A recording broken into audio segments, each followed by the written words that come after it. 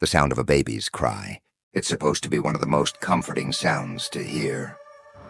A symbol of life, of new beginnings. But tonight, in a small quiet town, on the outskirts of the city, there was no cry, only silence. Deep, unsettling silence. Anya stood in the dimly lit nursery, her breath shallow as she stared at the crib. The baby, her baby, lay there wide-eyed, motionless. Not a single sound came from the infant, not even a whimper. She had read all the books, taken all the classes. Everything told her that a baby's cry was a signal of hunger, of discomfort, or of fear. But this was different. Her heart raced as she reached down and lightly touched the baby's tiny hand. The coldness of the little fingers made her blood run cold. The baby's eyes were fixed on her, unnervingly so, unblinking, unflinching. It wasn't normal. Her mind began to race. Could it be the fever she had been worried about? No, she would have known if something was wrong. She was the mother. She had felt every flutter in her belly, every shift in her body, as the child grew inside her. The bond was undeniable. But this was something else. Something she couldn't explain. Her fingers trembled as she lifted the baby carefully out of the crib. She needed to check its temperature, make sure it wasn't something as simple as a chill. As she pulled the blanket off, her breath caught in her throat. There was something on the baby's neck, a mark. It was small, almost like a bruise, dark purple against the delicate skin. It was as though something had pressed against the baby's neck with immense force. Anya's mind raced. She had been so careful. She had made sure everything in the nursery was safe. No sharp objects, nothing that could harm the baby. She hadn't even let anyone near the child except for herself and her husband, Luke. But Luke had been distant for the past few days. Something was off about him, but she couldn't put her finger on it. It had been a busy week, with the baby and all the sleepless nights. But even so, she couldn't ignore the nagging feeling that something wasn't right. And now, staring down at her baby with that unnatural stillness in its eyes, Anya felt a cold chill crawl down her spine. Her thoughts were interrupted by the sudden sound of the front door slamming open downstairs. She froze. Luke. Her heart skipped a beat. She hadn't heard him come in. He was supposed to be at work. She could feel the tension in the air, the feeling of something about to snap, like the calm before a storm. She turned toward the door, holding her baby close to her chest, as if the very presence of the child could protect her. Luke's voice echoed from below, rough and low. "Anya." Anya didn't move. The baby's eyes were still locked on her, and the silence was deafening.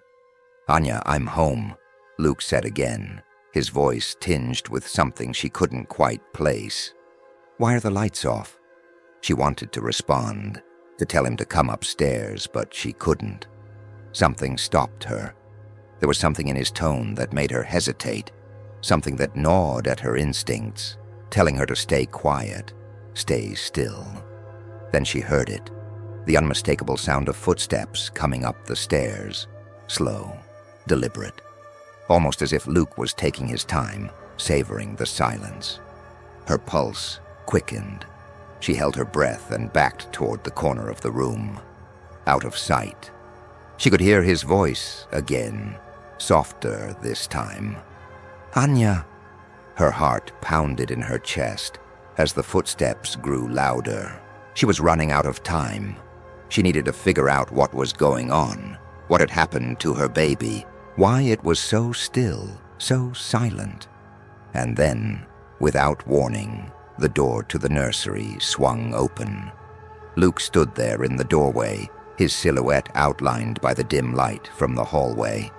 His eyes scanned the room, and when they landed on her, they widened. "What's wrong?" he asked, his voice suddenly sharp, his gaze flicking to the baby in her arms. Anya swallowed hard. "Luke, something's wrong with the baby." Luke stepped forward, his expression unreadable. He reached out for the baby, but Anya instinctively pulled it closer to her chest. "Anya, what's going on? What's wrong with her?"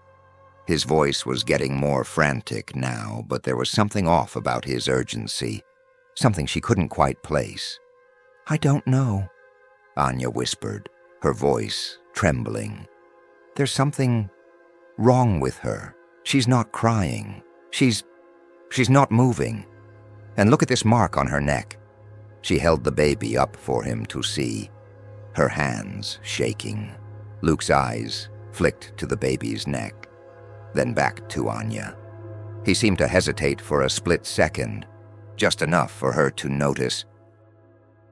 "Anya, you're just tired," he said, his voice now soothing, as though trying to calm her. "You're stressed. Been a tough week. Maybe you're seeing things." "No," Anya said, her voice growing stronger now. "No, I'm not. Something's wrong. This isn't normal, Luke." Luke's eyes darkened, but he didn't say anything. His hand was still outstretched, but now his fingers clenched into a fist at his side. "I'm going to take her," he said, his voice low. "We'll get her checked out, okay? Everything's going to be fine. Trust me." Anya hesitated, her gut telling her that this wasn't right. She wasn't sure what was happening, but she knew she couldn't trust Luke. Not now. Not after the way he'd been acting. "No," Anya said firmly. I'm taking her. I'm taking her to the hospital." "Anya," Luke said, his voice darkening. "Don't do this. You don't want to make this harder than it has to be." Before she could react, Luke moved quickly. Too quickly. He grabbed her wrist, yanking her toward him, but Anya's instincts kicked in. She fought back, jerking away from his grip. "Let go of me," she screamed. Luke's eyes blazed with anger. "I said stop it." But Anya didn't stop. She bolted from the room, her heart racing as she ran down the stairs, clutching the baby tightly. She heard Luke's footsteps behind her, closer, faster. He was right on her heels. She slammed the door open and ran outside, the cool night air biting at her skin. The car was parked a few feet away, but before she could reach it, she felt Luke's hand wrap around her arm, pulling her back. "Don't you dare!" she spat, twisting her body to free herself. But Luke wasn't letting go. He jerked her toward him again, his face inches from hers, his breath hot and angry. "You don't understand," he growled. "This was never supposed to happen. You were never supposed to find out." Suddenly everything clicked. The silence, the mark on the baby's neck, Luke's behavior, the things he had been saying, the way he had been avoiding her. Anya's breath caught in her throat as she realized the truth. Luke wasn't her husband, not anymore. He had been replaced with someone or something else, with a monster. The baby in her arms gave a soft, strangled cry, and Anya looked down at her daughter's face. The eyes weren't hers anymore. They were his. And now, there was no escaping. As the world around her shattered, Anya understood. The ticking clock had run out, and everything she thought she knew was a lie.